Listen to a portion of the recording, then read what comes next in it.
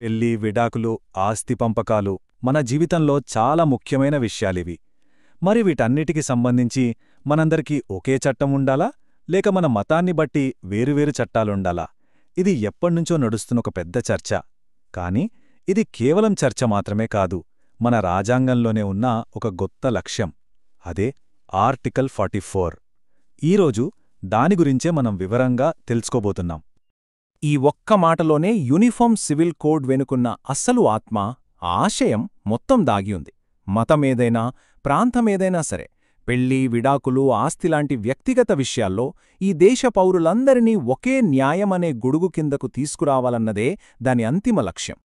సరే, ముందుగా అసలు ఈ ఆర్టికల్ 44 అంటే ఏంటి? యూనిఫామ్ సివిల్ కోడ్ అంటే ఏంటి? చాలా సింపుల్గా అర్థం చేసుకుందాం. చాలా సింపుల్ అండి. యూనిఫామ్ సివిల్ కోడ్ అంటే యూసీసీ అంటే మన దేశంలో ఉన్న పౌరులందరికీ వాళ్ల మతంతో సంబంధం లేకుండా పెళ్లి, విడాకులు, వారసత్వం, దత్తత ఇలాంటి పర్సనల్ విషయాల్లో ఒకే కామన్ చట్టం ఉండాలనే ఆలోచనన్నమాట. ఇప్పుడు ఈ స్లైడ్ చూడండి, చాలా క్లియర్గా అర్థమవుతుంది. లెఫ్ట్ సైడ్ చూస్తే హిందూ చట్టం, ముస్లిం చట్టం, క్రిస్టియన్ చట్టం, గిరిజన ఆచారాలు. అప్పో, ఒక పెద్ద చిట్టా ఉంది. ఒక రకంగా గందరగోళంలా ఉంది కదా. ఆర్టికల్ 44 లక్ష్యమేంటంటే ఈ సంక్లిష్టత అంతా తీసేసి రైట్ సైడ్లో ఉన్నట్టుగా అందరికీ వర్తించేలా ఒకే ఒక్క సింపుల్ చట్టాన్ని తీసుకురావటం. అయితే ఇక్కడొక చిన్న కాని చాలా కీలకమైన పాయింట్ ఉంది. రాజ్యాంగం ఏమని చెప్తోందంటే ప్రభుత్వం ప్రయత్నించాలి అని. అంటే దీన్ని వెంటనే చేసేయమని ఆర్డర్ వేయట్లేదు. ఇదొక లక్ష్యం, కాలక్రమేణా మనం సాధించాల్సిన ఒక గోల్ అన్నమాట. సరే, ఇంతకీ ఇన్ని వేర్వేరు చట్టాలుంటే ప్రాబ్లమేంటి? ఎందుకు అందరికీ ఒకే చట్టం కావాలనే ఈ ఆలోచన అసలు ఎందుకొచ్చింది? దాని వెనకున్న కారణాలేంటో చూద్దాం. ఈ టేబుల్ చూస్తే ఆ సమస్య ఎంత పెద్దదో మనకి అర్థమవుతోంది. చూడండి, విడాకులు, వారసత్వం, దత్తత, బహుభార్యత్వం ఇలా ఒక్కో విషయంలో, ఒక్కో మత చట్టంలో ఒక్కో రూలుంది. ఉదాహరణకి వారసత్వం తీసుకోండి. హిందూ చట్టం ప్రకారం కూతురికి కొడుకుతో సమానంగా వాటా వస్తుంది. కాని కొన్ని ఇతర చట్టాల్లో జెండర్ని బట్టి ఆ వాటా మారిపోతోంది. ఇక్కడే అసలు సమస్య మొదలవుతోంది. సో అసలు పాయింట్ ఏంటంటే, ఇలా వేరువేరుగా ఉన్న చట్టాల వల్ల సమాజంలో ఒక రకమైన అసమానత ఏర్పడుతోంది. ఇది మన రాజ్యాంగం మనకిచ్చిన ఆర్టికల్ 14 అంటే చట్టం ముందు అందరూ సమానులే అనే ప్రాథమిక సూత్రానికే ఒక సవాల్గా మారుతోంది. రాజ్యాంగం ఏర్పడి ఇన్ని దశాబ్దాలు గడిచిపోయినా ఈ లక్ష్యం ఇప్పటికీ ఎందుకు నెరవేరలేదు? దీన్ని అమలు చేయడంలో ఉన్న అసలు అడ్డంకులేంటి? అడ్డంకులు చాలానే ఉన్నాయి. అవి కూడా చాలా సంక్లిష్టమైనవి. ఒకవైపేమో ప్రజల మతపరమైన నమ్మకాలు, మనోభావాలు, తమ మతస్వేచ్ఛకు ఎక్కడ భంగం కలుగుతోందోనన్న భయాలు, ఇంకోవైపు రాజకీయ పార్టీలు దీన్ని ఒక ఓటు బ్యాంక్ అంశంగా చూడటం.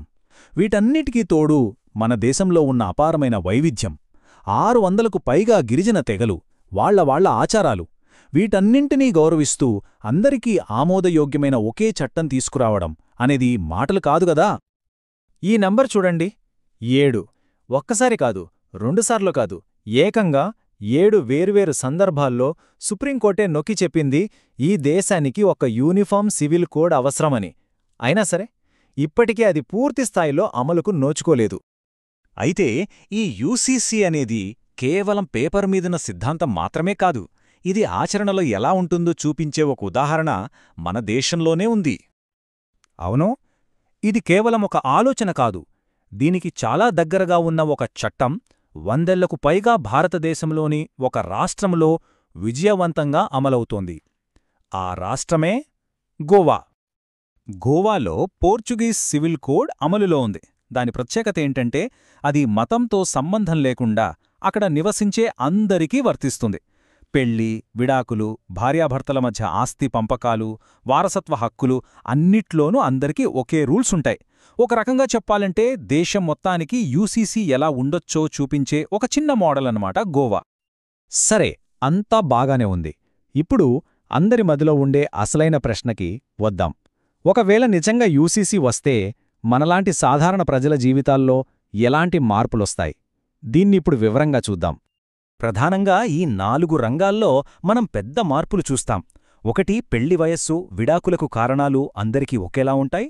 2 ప్రతి ఒక్కరికీ చట్టబద్ధంగా దత్తత తీసుకునే హక్కు వస్తుంది. 3 ఆస్తి హక్కుల్లో స్త్రీ పురుషుల మధ్య స్పష్టమైన సమానత్వం వస్తుంది. ఇక 4ది బహుభార్యత్వం లాంటి పద్ధతులు పూర్తిగా నిషేధించబడతాయి. ముఖ్యంగా ఆస్తి హక్కుల విషయంలో యూసీసీ తీసుకురాబోయే అతిపెద్ద మార్పు ఎంత పవర్ఫుల్ అనేది ఈ స్లైడ్ చూస్తే మనకు తెలుస్తుంది. మతం, లింగభేదాలు వీటన్నింటినీ పక్కనపెట్టి కొడుక్కి ఎంత హక్కో కూతురికి అంతే హక్కు, భర్తకెంత హక్కో భార్యకు అంతే హక్కు, అంతా సమానం. ఇంకో ముఖ్యమైన విషయమేంటంటే మతాంతర వివాహాలు చేసుకున్న జంటలకు ఇది ఒక వరం లాంటిది. ప్రస్తుతం వాళ్ళెదుర్కొంటున్న గందరగోళం, అస్థిరత తగ్గి ఒకే ఒక స్పష్టమైన చట్టం కింద వాళ్లకు మరింత రక్షణ, భరోసా లభిస్తాయి. అంతిమంగా ఆర్టికల్ 44 వెనక ఉన్న ఆశయం ఇదే. ఈ దేశంలో నేరచట్టం ఎలాగైతే అందరికీ ఒకటే ఉందో, ఒకరోజు పెళ్లి, ఆస్తి, దత్తత కూడా ఒకే న్యాయంతో నడవాలి. అందరికీ సమాన హక్కులు, సమాన రక్షణ లభించాలి. ఇదే ఆ రాజ్యాంగ స్వప్నం. మరి ఆ స్వప్నం ఎప్పుడు నెరవేరుతుందో వేచి చూడాలి.